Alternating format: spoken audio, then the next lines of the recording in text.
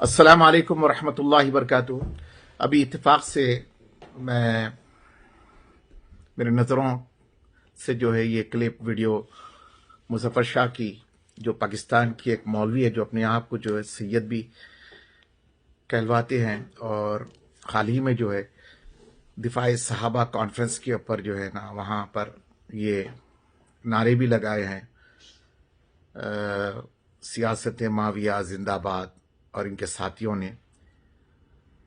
میں اکثر ان کے کچھ ویڈیوز سنا ہوں، یہ کوشش کرتے ہیں کہ اہل بیت کی عظمت کو گھٹانے کے لیے، اور اپنے آپ کو سید بھی کہلواتے ہیں، اور مولا کائنات علی مرتضیٰ امیر المومنین کرم اللہ وجہ الکریم کے مقابلے میں حضرت معاویہ رضی اللہ عنہ کی سیاست کے زندہ باد کے نعرے لگاتا ہے یہ شخص، اور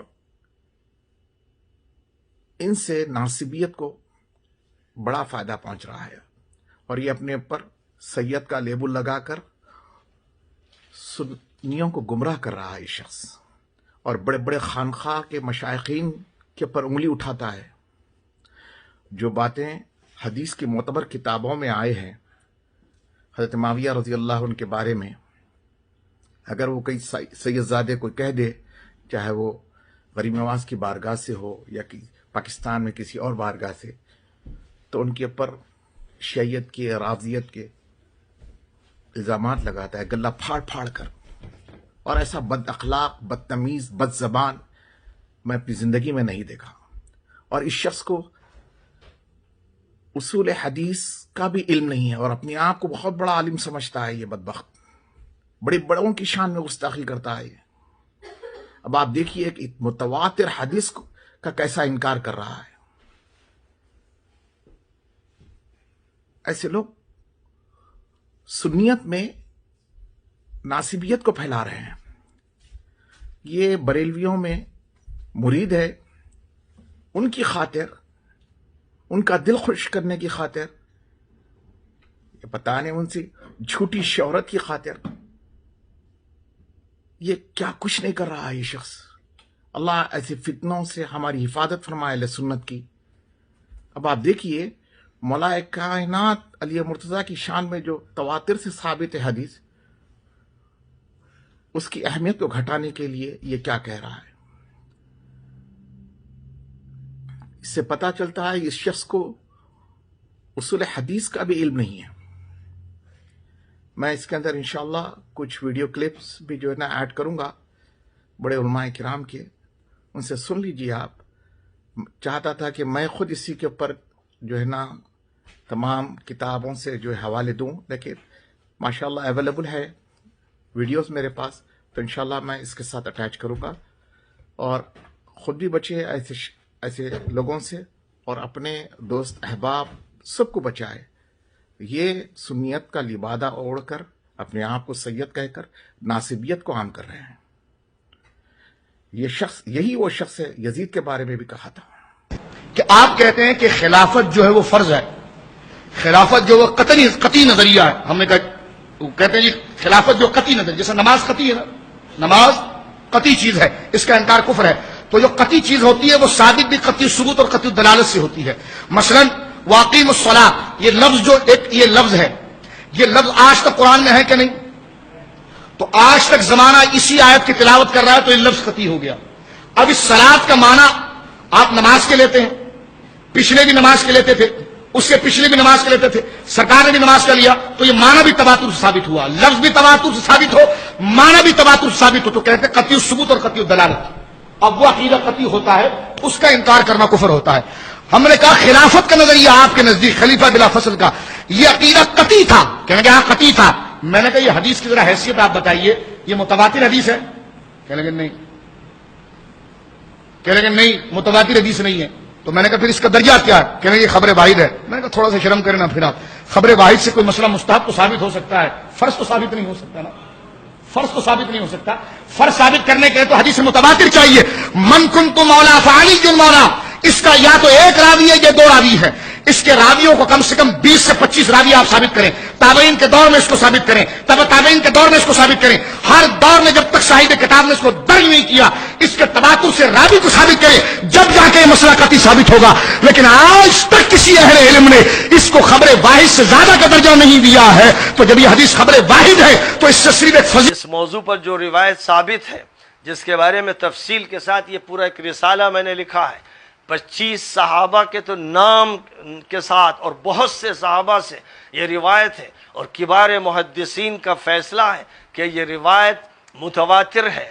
یہ وہ روایت ہے جس میں حضور پاک علیہ السلام اپنی وفات سے کچھ پیشتر تقریر جو فرما رہے ہیں، وہ یہ فرما رہے ہیں، اے لوگو، اب میرا آخری وقت قریب ہے، کسی وقت بھی اللہ کا پیام آ سکتا ہے۔ یہ آخری وصیت ہے، خوب یاد رکھا جائے، کسی وقت بھی اللہ کا پیام آ سکتا ہے۔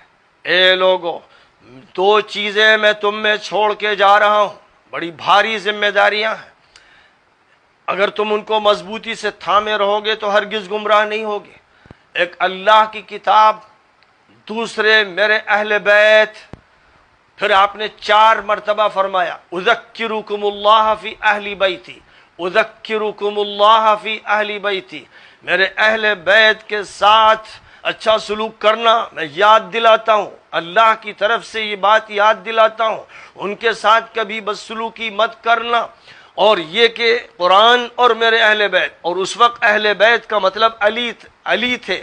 روایت کے راوی کہتے ہیں کہ حضور نے حضرت علی کو بلایا اور پھر کہا کہ کھڑے ہو، ہاتھ پکڑا، اور ہاتھ پکڑ کر لوگوں کا سامنا کراتے ہوئے کہا، اے لوگو، الستُ اولیٰ بالمؤمنین من انفسہم، کیا تمام اہل ایمان کی ولایت مجھے حاصل نہیں؟ ان کی جانوں سے زیادہ میں ان کا ذمہ دار نہیں؟ قالوا بلا یا رسول اللہ۔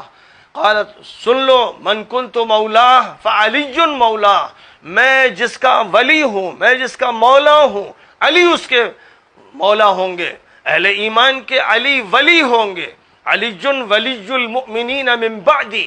فرمایا کہ یہ ان کا مقام ہے، اللہ کی طرف سے طے کیا گیا، اور فرمایا کہ من عادى علیا فقد عادانی، علی سے جو دشمنی کرے گا وہ میرا دشمن ہوگا۔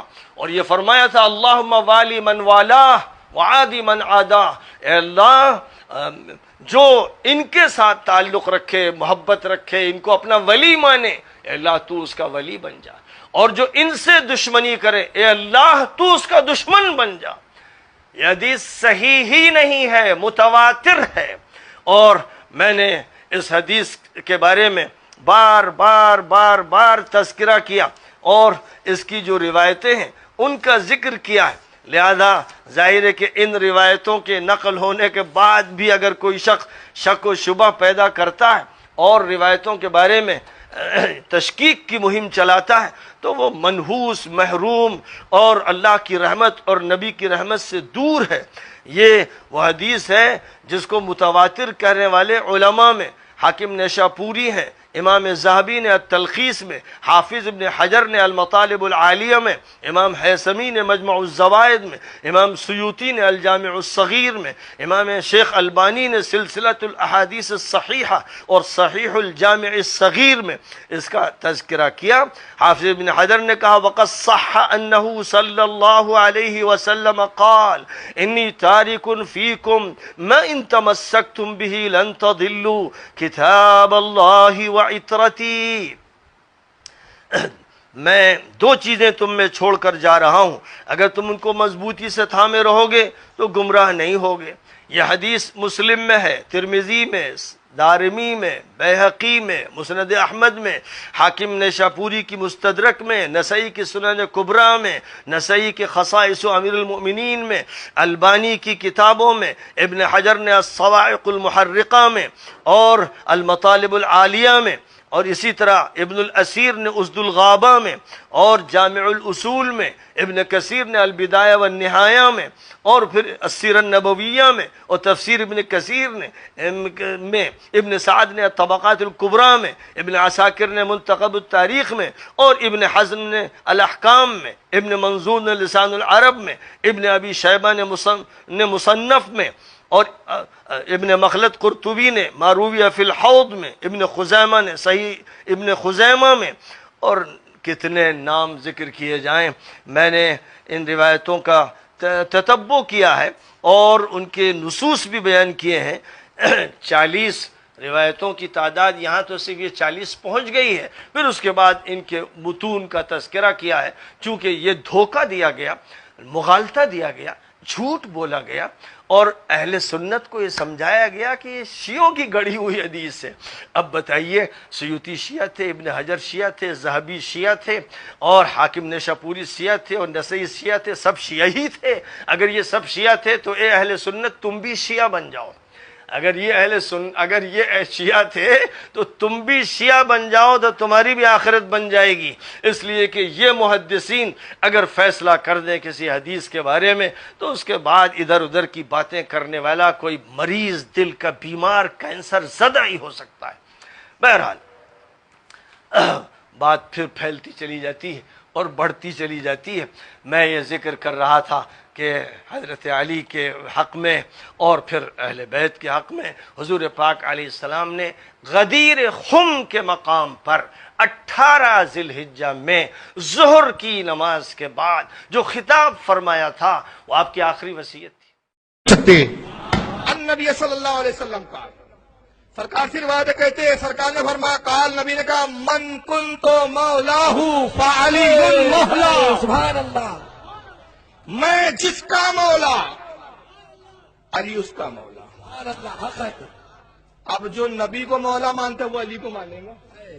اب یہاں تو لوگوں کو نبی کے مولا ہونے پر ہی ڈاؤٹ ہے، تو علی کا نمبر تو سیکنڈ ہے.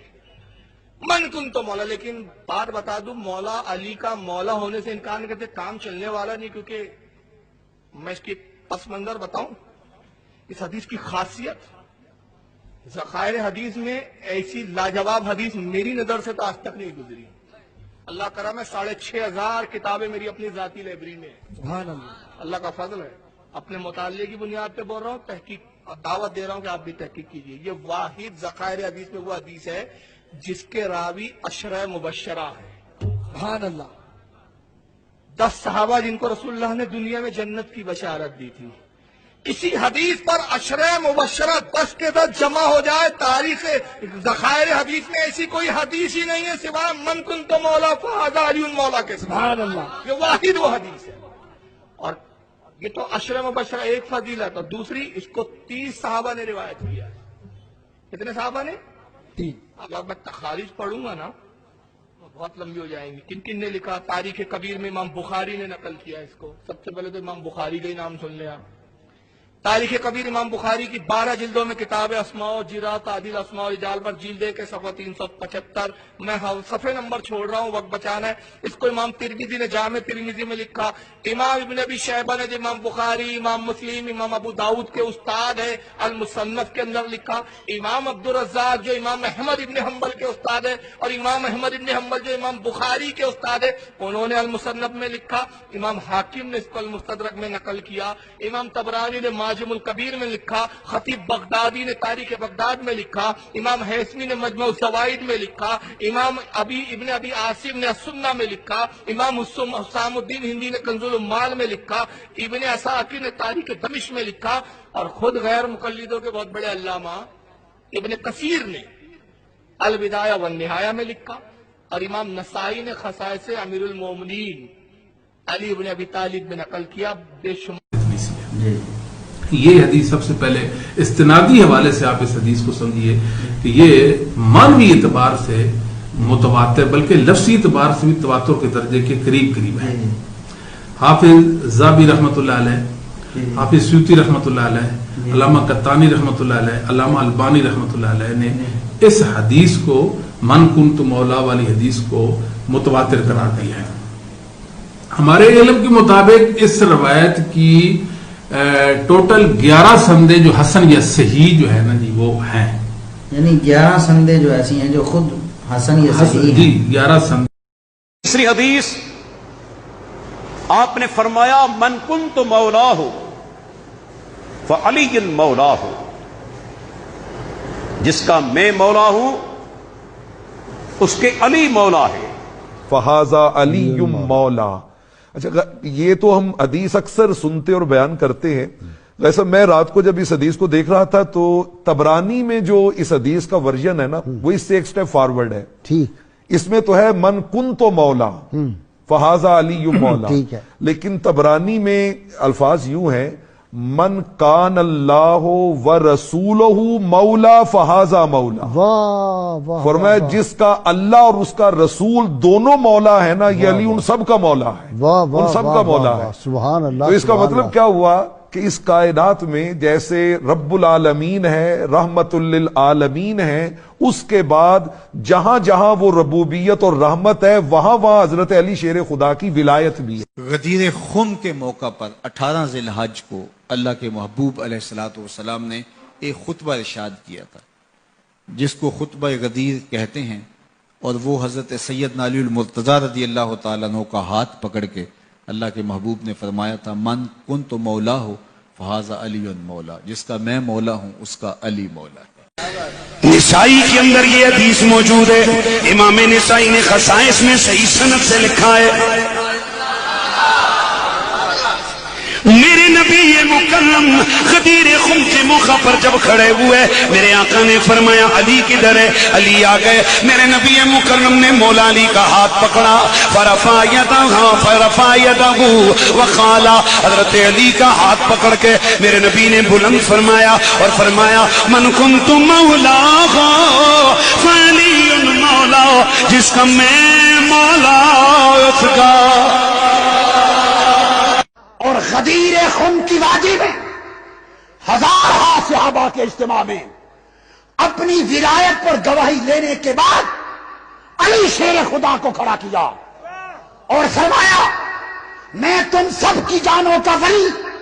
انہوں نے کہا بلا یا رسول اللہ. فرمایا من کنت مولا ہو فہذا علی مولا.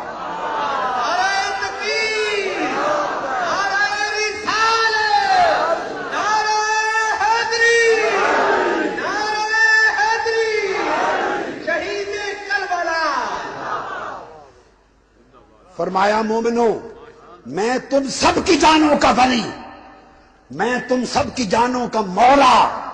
اور پھر فرمایا سن لو اعلان غدیر خم, جس کا میں مولا ہوں اس کا علی مولا ہے.